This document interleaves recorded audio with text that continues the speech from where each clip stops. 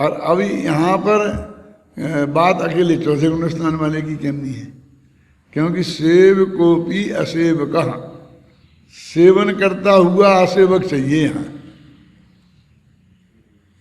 ये बात क्या, इतनी बात इस पे इतने वचन देने की क्या जरूरत है?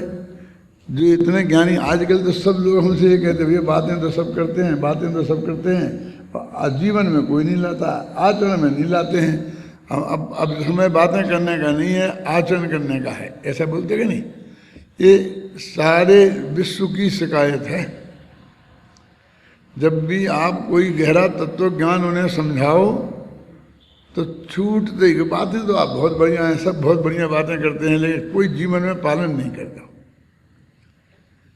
हम उनसे कहते भी क्या पालन नहीं करता, ये क्या कहना चाहते हो तुम? वास्तव में वो जो बातें हो रही ना, वो बातें उसकी समझ में नहीं आ रही। माने वो इतनी स्थूल बुद्धि है कि वो बात समझ भी नहीं सकता। आचरण की बात तो बहुत दूर है, क्योंकि वो जानते ही नहीं आचरण है। वो क्या समझता, मैं आचरण में लाता हूँ। वो क्या बोलता, सत्य नहीं, असत्य नहीं बोलना चाहिए और सत्य बोलना चाहिए। कि समझ में तो सबका आ गया, हम जानते ही हैं, और हम बोलते भी हैं और तुम नहीं बोलते हो, ऐसा ऐसा कहता है। अब जब उसके जिसे वो बोलना हो नहीं बोलना कह रहा है, उसकी जब व्याख्या करेंगे तो पता चलेगा। यद्यपि वो तो जो स्पष्ट रूप से जैसा ये बोलता है वैसा ही बोलता है झूठ, लेकिन अभी उसको पकड़ा नहीं गया ना। अरे सामने उसका कोई काम नहीं आया, वो इसका काम आ रहा है सामने, ये दिख रहा है। क्या मान लीजिए कि ऐसे प्रवचन करते में किसी ने उद्दंडता कर दी और उसमें वक्ता को थोड़ा गुस्सा आ गया, उसने डांट दिया, तो वक्ता तो गुस्सा करता दिख रहा है और श्रोता तो अपने बिल्कुल शांत बैठा है, जड़ जैसा, बिल्कुल काला अक्षर, कुछ समझ में नहीं आ रहा लेकिन बैठा है। तो वो कहता देखो हमने नहीं किया ना गुस्सा, तुमने किया। लेकिन इसे गुस्सा नहीं कहते कि तुम गुस्सा कर रहे हो, गुस्सा नहीं कहते। वो कहता है कि आचरण में लाना चाहिए। आचरण सुनने वाले आचरण में नहीं लाते। क्या आचरण, तुम क्या जानते हो क्या आचरण क्या होता है? उनमें के मांस मदिरा खाते हैं, परस्त्री सेवन करते हैं, वेश्या सेवन करते हैं, 7 व्यसन में कौन सा सेवन करते हैं, अष्टमूल गुण धारण है कि नहीं है, एक सामान्य श्रावक में जो होना चाहिए वो है कि नहीं है। हाँ वो तो ठीक है, लेकिन आचरण कौन सा आचरण है? चौथे गुणस्थान में तो चौथे गुणस्थान जैसा ही आचरण होगा ना।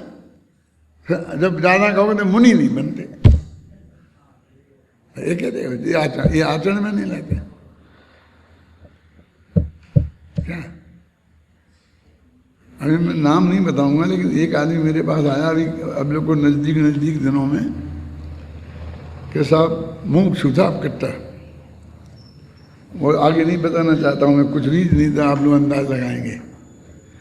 क्योंकि मैं मुनि बनना चाहता हूँ।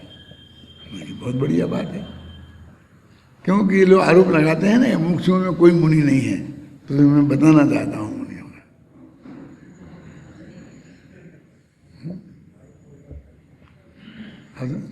तो मैंने कई लोगों से ये बात की, फलां से की, सबके नाम बताए, और उनने ये सलाह दी, उनने ये सलाह दी। आपका क्या सलाह देना है? मैं तो मोक्ष जाने के लिए मुनि बनना है कि इस जो कांजी स्वामी के मोक्षों के नाम पर जो कलंक है उसे मिटाने के लिए मुनि बनना है?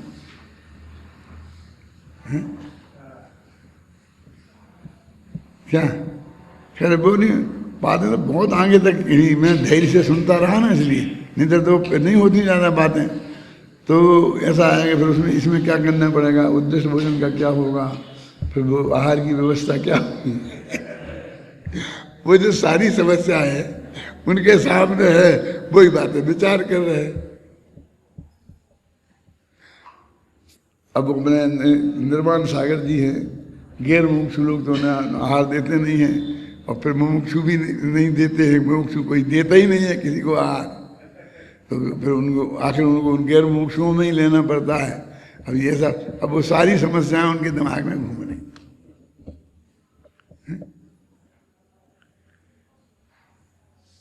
क्या बोला, क्या कहे, इसे क्या जवाब नहीं बोला, समझ नहीं ना। मैं क्या जो असली वो आचरण जिसे समझ कहते हैं चौथे गुणस्थान में जो होता है, मान लो कोई चौथे वाला है, यहाँ तो अपने यहाँ तो मुमुक्षुओं में कोई घोषणा भी नहीं करता है कि हम चौथे वाले हैं। जब वो ये कहता हम बासी गुणस्थान में ही हैं, तो उसके कौन सा आचरण है कि जिसको नापता है? पहले गुणस्थान में तीव्र मिथ्यात्व का उदय में जो आचरण होता है वे आचरण है, उसमें क्या कमी है? क्यों? फिर मतलब क्या मानता है वो? अनुवृत्ति कहे, महावृत्ति कहे, तो वो आचरण की बात करे।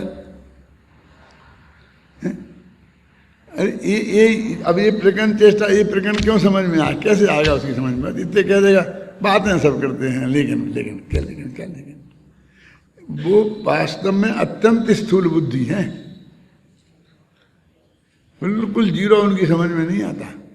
कुछ शास्त्र पढ़ भी लिए हों, ये भी लिए हों, ये भी लिए हों, तो कुछ नहीं, फंडामेंटली क्लियर नहीं है। एक दूसरे आए, उन्होंने भी बहुत स्वाध्याय किया था, बहुत शास्त्रों के नाम लिए, आपकी सारी किताबें पढ़ी हैं, ये पढ़ी हैं, ये पढ़ी हैं, सब बताते बताते अंत में कहले वो सर्वज्ञता नहीं। मैं ऐसा नहीं मानता कि ये सब चीज़ें जानते होंगे। अब एक एक चीज़ें जानते होंगे, ऐसी छोटी छोटी छोटी बातें इसमें उलझते होंगे वे। उन्हें यही समझ में था जानने में उलझना पड़ता है। केवल ज्ञान है, उसको वो जो जानने की प्रक्रिया होती है उसमें कहीं उलझना पड़ता है। अब उनको यही पता नहीं है कि क्या बताएं। क्यों छावड़ा जी तुम्हारे बगल में बैठे थे, और क्या करें? ऐसे फंडामेंटल गलतियां। और बहुत स्वाध्याय क्या किया, स्वाध्याय करके क्या किया, यानी वास्तव में उन्हें यही कहना पड़े ज़्यादा स्वाध्याय की जरूरत नहीं, थोड़ा विचार करो, गंभीरता से लो, सत्समागम करो और उससे निर्णय करो। ये कहना पड़े, वो क्या कह सकते हैं? देखो, जिस प्रकार किसी व्यक्ति के किसी प्रकरण की चेष्टा होने पर भी वह प्राकरणिक नहीं होता, माने ऐसा हो सकता है कि वो प्रकरण की चेष्टा करे और प्राकरणिक नहीं हो, माने काम करता हुआ दिखाई दे और उसका करता नहीं हो। ये प्राकरणिक माने करता, और प्राकरणिक चेष्टा माने काम करने की चेष्टा उसको दिखाई दे। और चेष्टा से रहित व्यक्ति प्राकरणिक होता है। उसी प्रकार कोई व्यक्ति विषयों का सेवन करते हुआ भी सेवक नहीं होता है, और कोई व्यक्ति सेवन नहीं करता हुआ भी सेवक होता है। अब ये तो महासिद्धांत समझा रहे हैं, और वो क्या कहता है? अच्छा एकदम मजा है, बस अपन खूब सेवन करते रहो और कह दो हम तो सेवक नहीं है। अरे किससे कहना है, कौन कहना है? ये वस्तु समझनी है अपन को। कह दो खूब खाओ पियो, मजो मस्ती करो, और कह दो कि हम तो सेवक नहीं है। लेकिन कहाँ किससे सर्टिफिकेट चाहिए है? इस मूर्ख जगत से जो कुछ नहीं समझता है, इस मूर्ख जगत से हमें सर्टिफिकेट चाहिए। हमारे मनुष्य का एक एक कीमती समय सिर्फ इसलिए कि लोग कहेंगे जी पूजा नहीं करते हैं, रोजीना घंटा भर पूजा में खराब करो। फिर लोग कहेंगे कि जी इसमें नहीं आते हैं तो घंटा भर उसमें खराब करो। फिर कोई कहेंगे तीर्थ यात्रा नहीं जाते हैं तो 15 दिन उसमें खराब करो। ये जाने की बात नहीं कि जो खराब कर रहे, मेरे कहने का तो तुम करो ना एक्चुअल, तुम तीर्थ भी जाओ पूजा भी करो, लेकिन कोई कहते हैं उसके लिए कुछ करना, और लोग तो उसके लिए मुनि भी बनने को तैयार है। मैं तो 1 मिनट भी देने को तैयार नहीं हूं कि कोई आदमी ये कहेगा इसलिए मुझे ये करने के लिए मुझे ये करना चाहिए। ऐसे बहुत से आरोप है मेरे विरुद्ध, लोग लगाते रहते हैं, ख्याल में आई ना। इस गाथा में प्रकरण, चेष्टा और प्राकरणिक ये 2 शब्द आए हैं। प्रकरण चेष्टा का अर्थ है कोई कार्य, और प्राकरणिक का अर्थ है उस कार्य का कर्ता। यानी पहले ये अपन स्पष्ट हो जाए तो आगे सब बात क्लियर हो जाएगी। मैंने इसमें लिखने में भी जितनी सरल हो सकती है मैंने की है कोशिश। क्या मालिक की आज्ञा से उसके लाभ के लिए सेवक जो कार्य करता है, यद्यपि उस कार्य को करता हुआ तो सेवक ही दिखाई देता है, तथापि उसका असली कर्ता सेवक नहीं मालिक ही होता है। सेवक कार्य करते हुए भी अकर्ता है और मालिक कार्य न करते हुए भी करता है। इस प्रकार यहाँ वह कार्य प्रकरण चेष्टा है और मालिक प्राकरणिक है। अब देखिए, आप सेल्समैन हैं और मालिक ने बाजार में से खरीद के लाए, भले ही आपसे ही मंगवाया, और मंगवा कर हर कपड़े की हर धोती पे थान पर उसका रेट लिख दिया। उसने नक्की किसने किया? वो मालिक ने कि कितने में बेचना, और फिर आपको बता दिया कि भाई कोई ज़्यादा घिस्सा घिस्सी करे तो इसमें 10% तक आप दे सकते हो। मैंने आपने उसको बता दिया, बस खत्म। अब वो सारी व्यायाम तो वो बेचारा मुनि में ही करेगा ना, वो सेल्समैन ही करेगा ना। ये भाव बताएगा, फिर बाद में वो मांगा करेगा तो उसे कम ज़्यादा करेगा तो कहेगा नहीं हमें नहीं पोसाता जी, जो भी। लेकिन उसका अपन कहते हैं कि कर्ता मालिक क्यों हुए? वो तो सब उसने किया। तो देखो ना, भोक्ता मालिक हो रहा है ना, उससे जो मुनाफा मिलेगा वो मालिक को ही मिलेगा कि नौकर को? तो मालिक को मिलेगा ना, लाभ हानि जो भी होगी। तो वो वास्तव में प्राकरणिक नहीं हुआ, वो मालिक प्राकरणिक हुआ। अब वो मालिक घर में बैठा है और वो बराबर सामने कर रहा है, पूजा पाठ कर रहा है। बहुत धर्मात्मा है सेठ जी, और सब नक्की कर देते हैं और ये करो तुम, और सब सेल्समैनों को लगा देते हैं। और सेल्समैन मंदिर में दिख जाए, प्रवचन में दिख जाए, तो यहाँ कैसे आया, दुकान पे क्यों नहीं पहुंचा? अबे जाना लायक, अब बेचारा वो जाता है दौड़ के, और वो जो मुझे बताते हैं वो करता है। और सेठ जी धर्मात्मा है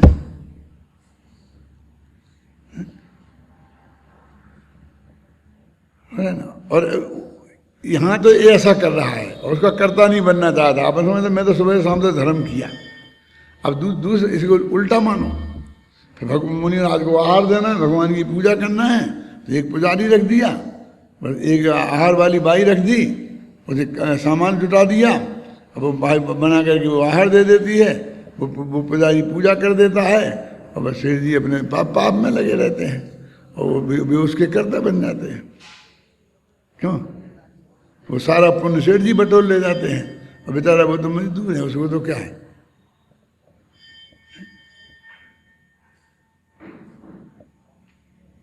मंदिर बन के तैयार नहीं होता है और नौकर पुजारी की तलाश हो जाती है। तुमने मंदिर बनाया काय को है? क्यों? पहले ज़माने में ये होता था छाबड़ा जी कि जो मंदिर बनाता था उसे पहले प्रतिज्ञा करनी पड़ती थी कि मैं रोजाना पूजन करूँगा। और गोदगा जी ने ये मंदिर बनाया था ना अपने कॉर्नर वाला, तो वो रोजाना जब यहाँ रहते थे इसी मंदिर में यहीं पूजन करने आते ही थे, गारंटी है। वो समझते थे उस बात को, कभी मैंने बाका दूसरों के लिए बनाया है, दूसरे लोगों को दर्शन मिल गया वो बढ़िया है। तो अब यहाँ उल्टा हमने प्रयोग कर दिया। तो वो कहते हैं कि यहाँ जो तत्व समझने के लिए ज्ञानी उसका कर्ता नहीं है। अब ज्ञानी को तो नौकर बता रहे हैं, सुनो, सैनिक बता रहे, मुनीम बता रहे, और अज्ञानी को मालिक बता रहे। अब देख रहे जरा समझना कि एक हमें दुकान खोलनी है, दुकान नहीं खोले पहले हम बैंक का ऑफिस खोलते हैं, इसलिए ज़्यादा जल्दी समझ में आएगी। एक बैंक को यहाँ बापू नगर में एक बैंक की शाखा खोलनी है, तो उसे 3-4 कर्मचारी तो जरूरी है ना। एक मैनेजर नाम का प्राणी चाहिए, एक चपरासी चाहिए, एक वो केशियर चाहिए और एक क्लर्क चाहिए। 4 के बिना तो कोई बैंक शुरू होगा नहीं। क्यों? ये तो सिर्फ इतना बताया कि 4 के बिना शुरू नहीं होता। अब ऐसे अपनी दुकान खोलें कपड़ा की, तो उसमें भी 4 आदमी चाहिए।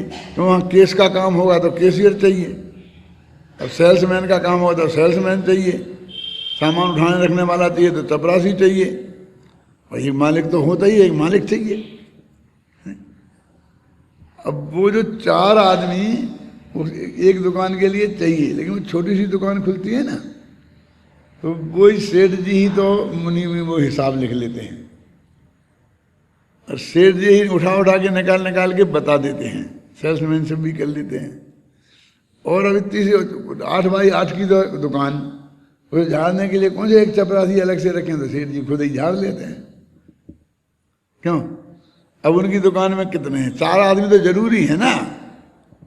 क्यों? तो उसे कहते थे हमारे यहाँ कोई नहीं, अकेला मैं ही हूँ। ऐसा भी कह देते हैं कि नहीं, मैं ही मुनीम हूँ, मैं ही सेठ हूँ, मैं ही चपरासी हूँ और मैं ही क्लर्क हूँ, कैशियर हूँ। ऐसा भी कह सकते हैं ना, कहते ही हैं। और बहुत ज़्यादातर तो ऐसे ही होते हैं ना। लेकिन फिर तुम 4 क्यों कहना? क्योंकि वो 4 काम है ना। काम तो 4 प्रकार के हैं कि नहीं, आप समझ गए ना। इसलिए वो 4 पोस्ट हैं। बड़ा काम हो तो 4 आदमी पुसाते हैं, अब नहीं हो तो एक ही आदमी चारों काम करता है, लेकिन काम तो 4 हैं। देखो मैं एक समझाऊं इस बात को आपको, जरा समझ तो गई, आप बहुत होशियार हो।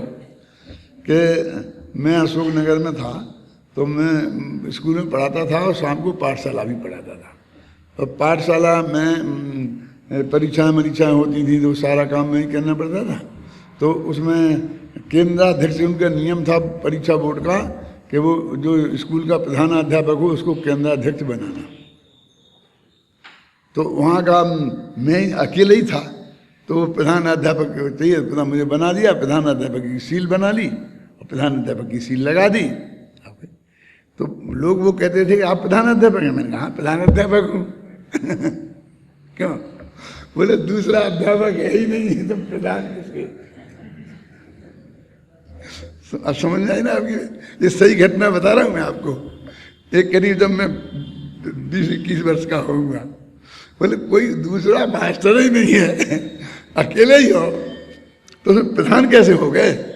प्रधान तो तब बनता है। मैंने कहा देखो तुम मूर्ख हो, समझते नहीं हो। जो कोई 4 हो तो एक प्रधानाध्यापक होता है, ऐसा नहीं है।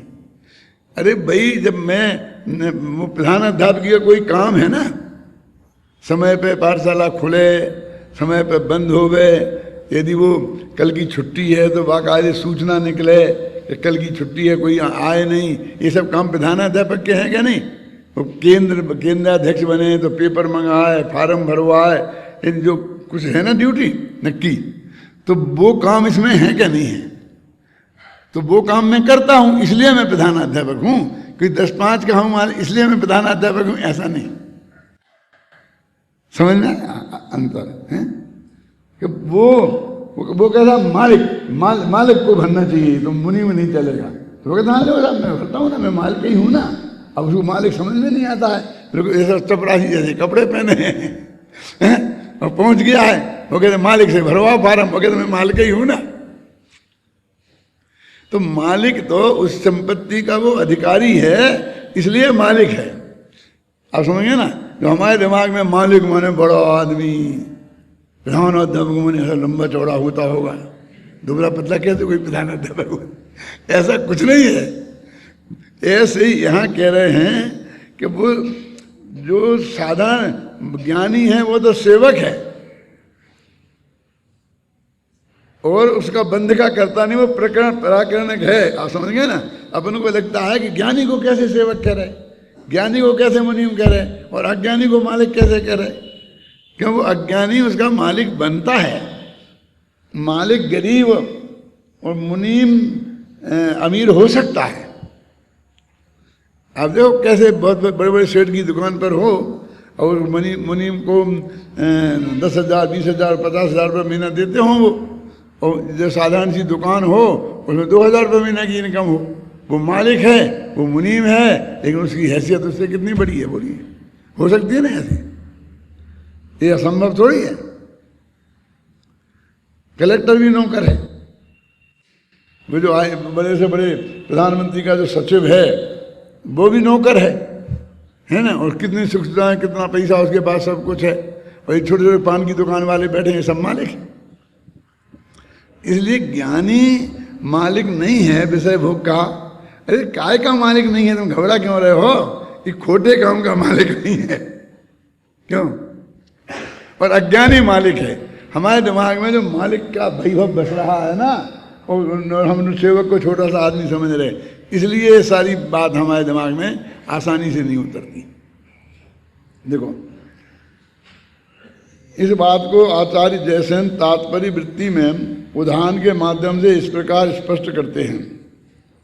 देखो, निर्विकार संवेदन ज्ञानी, ज्ञानी का ज़्यादा पढ़ा लिखा नहीं, जिसने अपने आत्मा का अनुभव किया है, ऐसा ज्ञानी जीव स्वयं के गुणस्थान के योग्य खान पान आदि पंचेंद्रिय के भोगों का सेवन करते हुए भी, हमने ऐसा नहीं चाहे जो कुछ सेवन करता हुआ, जिस गुणस्थान में है उस गुणस्थान के योग्य जो सेवन की क्रिया देखी जाती है वो उनका सेवक, सेवन करने वाला नहीं है। सेवन करते हुए भी उनका सेवन करने वाला नहीं है, उनका ही। और कहे जो सेवन कर रहा उसका तो करो। बहुत से लोग क्या कहते हैं, जो वो नहीं कर रहा है ना परिस्थितियाँ देख कर सेवन, वो उसका करता है, ऐसा नहीं। दूसरी जगह ऐसी बात होती होगी, लेकिन इस प्रकरण में तो जो सेवन की क्रिया दिखाई दे रही है उसकी बात है। और अज्ञानी रागादि के सद्भाव से पंचेंद्रिय के भोगों का सेवन नहीं करता हुआ भी उनका सेवक है। अब ये नहीं करता हुआ अज्ञानी के साथ कैसे घटेगा? ज्ञानी सेवन करते हुए तो घट गया, अज्ञानी तो वैसे विषय का सेवन करता ही है। क्यों? तो जैसे ज्ञानी चौथे गुणस्थान से सिद्धों तक होते हैं ना, ऐसे अज्ञानी भी साधारण चलते फिरते आदमी से, निगोदिया से लेकर और उन द्रव्यलिंगी मुनि तक होते हैं जो नौवें ग्रीविक जाते हैं। समझ? यानी जो सेवन नहीं करता हुआ अभी सेवा के बताना ना, तो ऐसा कौन सा अज्ञानी है जो सेवन नहीं करता होगा? तो है ना वो नौवें ग्रीविक में जाने वाली। और टोडरमल जी ने तो यहाँ तक लिखा कि वो कोई तीव्र कसाय में नहीं कर रहे, अत्यंत मंद कसाय है उनकी, क्योंकि तीव्र कसाय में ऐसे काम हो नहीं सकते हैं, और होते तो नौवें ग्रीविक वो कैसे जाए? लिखा क्या नहीं लिखा है? और सब भाव है उसके। तो अब नई विषय का सेवन नहीं करने वाला अज्ञानी आ गया ना सामने, और सेवन करने वाला ज्ञानी। देखो, वो अज्ञानी गुणस्थान के हिसाब से जो चौथे में है वो पहले में है, लेकिन वो लोक में वो नग्न दिगंबर मुनि दशा के 28 मूलों का निर्दोष पालन कर रहा है। और इसके अष्ट मूल गुण में भी कभी कभी दोष लग जाता है। आप समझिए ना, ऐसी तुलना करो। इसी बात को दृष्टांत से दृढ़ करते हैं। ये जो मैं पढ़ रहा हूँ ये मेरा नहीं है, ये जयसेनाचार्य ने इसी भाषा में लिखा है। मैंने तो बिल्कुल एकदम सीधी हिंदी कर दी, तो कभी कभी आपको लगता है कि जयसेन ऐसे कैसे लिख सकते हैं? संस्कृत में बोले तो जयसेन की माने हम। कोई व्यक्ति अपने मित्र की शादी में जाकर वहाँ शादी की सभी व्यवस्था को संभालता है। अब ये तुमको बिल्कुल अटपटा लगेगा कि जयसेन कैसे लिख सकते, लेकिन लिखा है क्या, सारी व्यवस्थाओं को वो संभालता है। नृत्य गीत आदि में जमकर भाग लेता है, प्रकरण चेष्टा में संलग्न है, फिर भी स्वामित्व बुद्धि के अभाव के कारण वह शादी उसका कार्य नहीं माना जाता, वह प्राकरणिक नहीं होता। किंतु जिसकी शादी हो रही है वह नृत्य गीत आदि एवं व्यवस्था संबंधी कार्यों को नहीं करता हुआ भी तत्संबंधी राग के सद्भाव के कारण शादी का कर्ता माना जाता है, प्राकरणिक माना जाता है।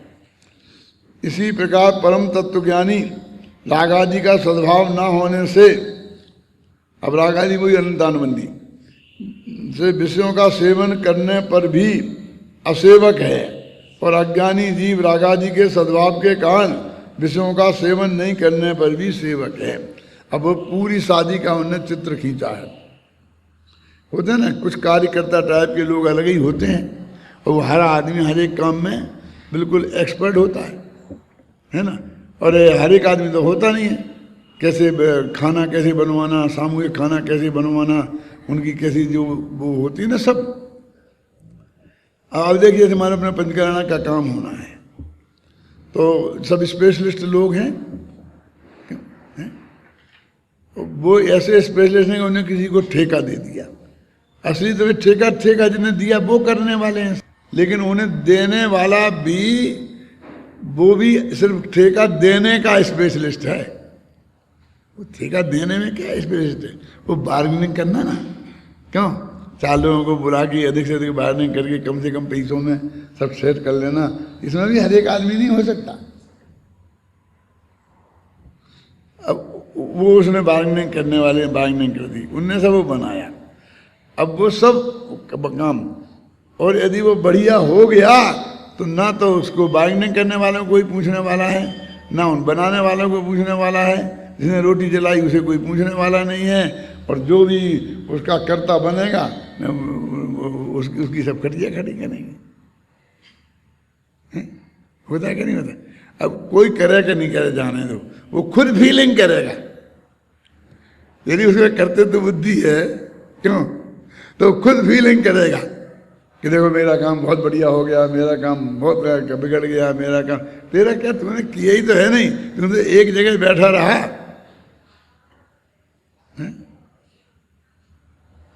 बिल्कुल बराबर। लोग में सब देखते हैं ना, ये सारे देश में क्या होता है, प्रधानमंत्री का क्या हस्तक्षेप है इसमें, क्या कर सकता है?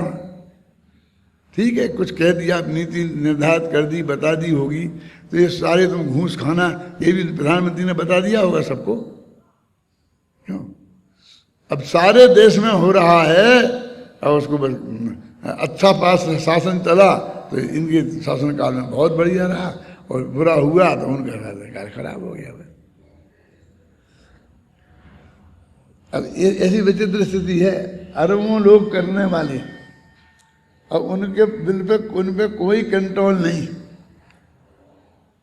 और प्रधानमंत्री का तो डायरेक्ट है ही नहीं, फिर भी सब इस्तीफा मांगते हैं प्रधानमंत्री से, तुम इस्तीफा दे दो, तुम इस्तीफा दे दो।